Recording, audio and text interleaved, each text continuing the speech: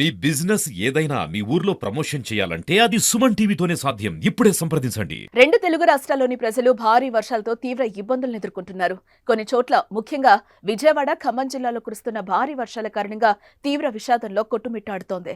వరద పరిస్థితి మరీ దారుణంగా ఉండడంతో ఏపీలో సీఎం చంద్రబాబు, తెలంగాణలో సీఎం రేవంత్ రెడ్డిలు స్వయంగా సహాయక చర్యలను పర్యవేక్షిస్తున్నారు. ఈ నేపథ్యంలో వరద వల్ల ఎన్నో కుటుంబాలు రోడ్డున పడ్డాయి. ఈ పరిస్థితి చూసి చాలా మంది తమ వంతు సాయం చేసేందుకు ముందుకొస్తున్నారు. వారి శక్తి మేరకు సాయం ప్రకటిస్తున్నారు. తాజాగా హీరో జూనియర్ ఎన్టీఆర్ రెండు తెలుగు రాష్ట్రాలకు కలిపి ₹1 కోటి విరాళం ప్రకటించారు. తెలంగాణకు 50 లక్షలు, ఏపీకి 50 లక్షల సాయం అందించారు.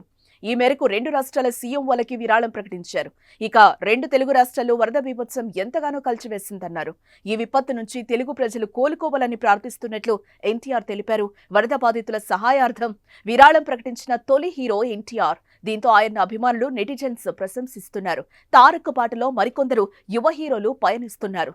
ఎన్టీఆర్ ను బాగా లైక్ చేసే విశ్వక్సేన్ సైతం ఏపీ సీఎం రిలీఫ్ ఫండ్ కి 5 లక్షల విరాళం ప్రకటించారు.